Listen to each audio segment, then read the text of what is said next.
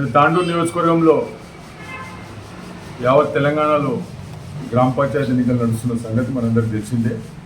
మరి ముఖ్యంగా తాండూరు నియోజకవర్గంలో మరి అన్ని గ్రామాల్లో కూడా సరైన అభ్యర్థిని గ్రామ ప్రజలందరూ కూడా ఎన్నుకోవాలి. సరైన అభ్యర్థి ఎన్నుకున్నట్టయితే మీ గ్రామాలన్నీ కూడా అభివృద్ధి జరగడానికి అవకాశం ఉంటుంది. కేవలం నోటుకో బీరుకో బిర్యానీకో ఈ 2 దినాలు ఆలోచన చేస్తే 5 సంవత్సరాలు అనేక ఇబ్బందులు పడవలసి వస్తుంది.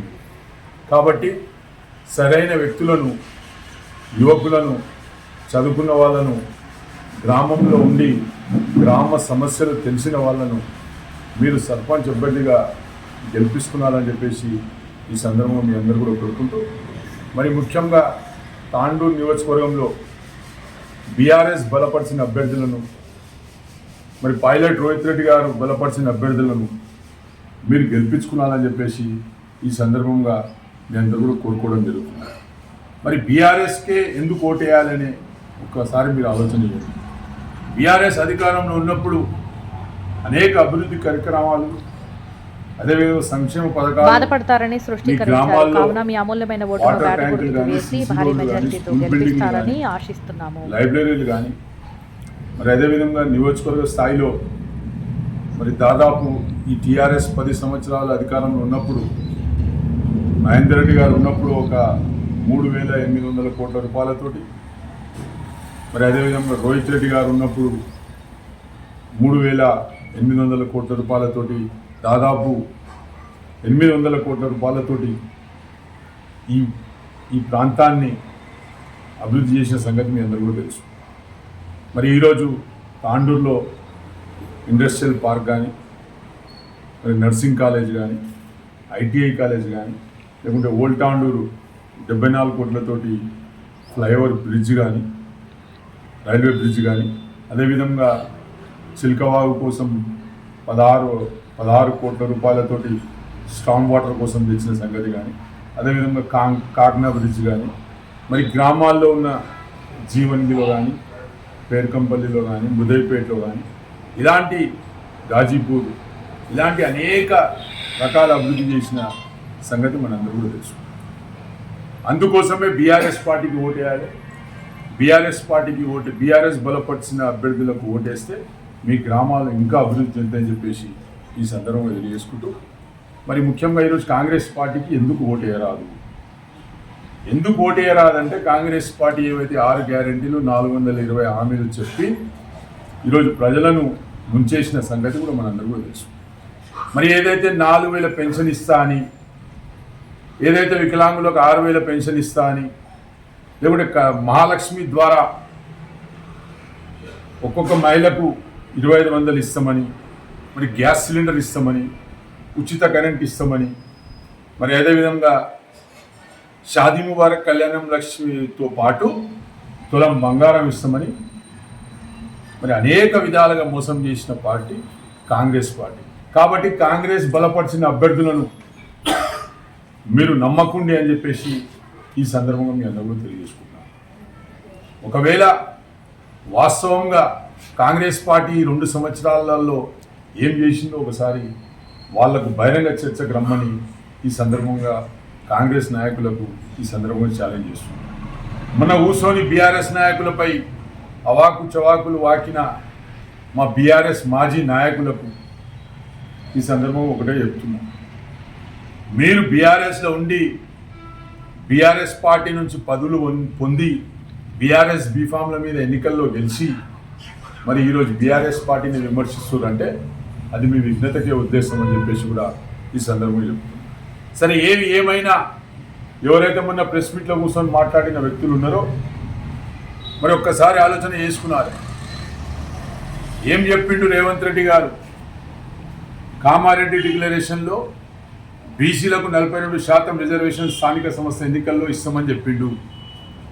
ఏడిచ్చిండు? ఈరోజు కేసీఆర్ గారు ఉన్నప్పుడు 23-24% రిజర్వేషన్లు ఇచ్చి బీసీలకు అన్ని రకాలుగా ఆదుకొని బీసీలను ప్రజాప్రతినిధులుగా చేసిన ఘనత కేసీఆర్ గారు. మరి ఈరోజు రేవంత్ రెడ్డి గారు కేవలం 17% రిజర్వేషన్ ఇచ్చి ఈరోజు బీసీలను మోసం చేసిన సంగతి ఈ తెలంగాణలో ఉన్న బీసీ బిడ్డలందరూ, ఈ నియోజకవర్గంలో ఉన్న బీసీ సోదరులందరూ కూడా ఆలోచన చేసి ఈ యొక్క సర్పంచ్ ఎన్నికల్లో మీ యొక్క ఓటు వేయాలని చెప్పేసి బీసీ సోదరులందరూ కూడా కోరుతున్నారు.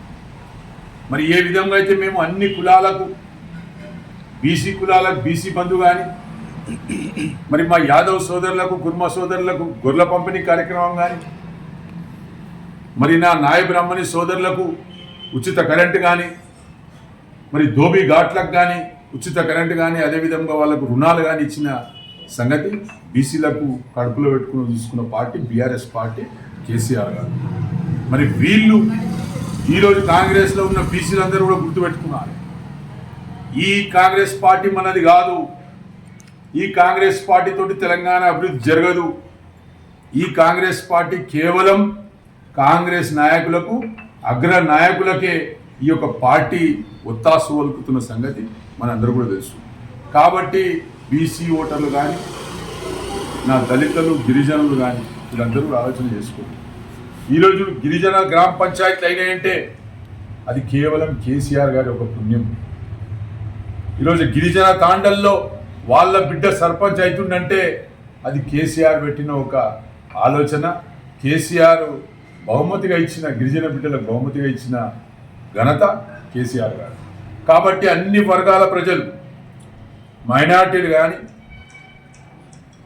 బీసీ వర్గాలు కానీ, అగ్రవర్ణాల్లో ఉన్న కొన్ని జాతులు, కొన్ని కులాలు కానీ మీరందరూ కూడా బీఆర్ఎస్కు సపోర్ట్ చేయవలసిన అవసరం ఉన్నది. బీఆర్ఎస్ లేకుంటే ఈ 2 సంవత్సరాలలో ఎన్ని ఇబ్బందులైనాయో మీరందరూ కూడా గుర్తుపెట్టుకున్నారు. అనేక ఆత్మహత్యలు.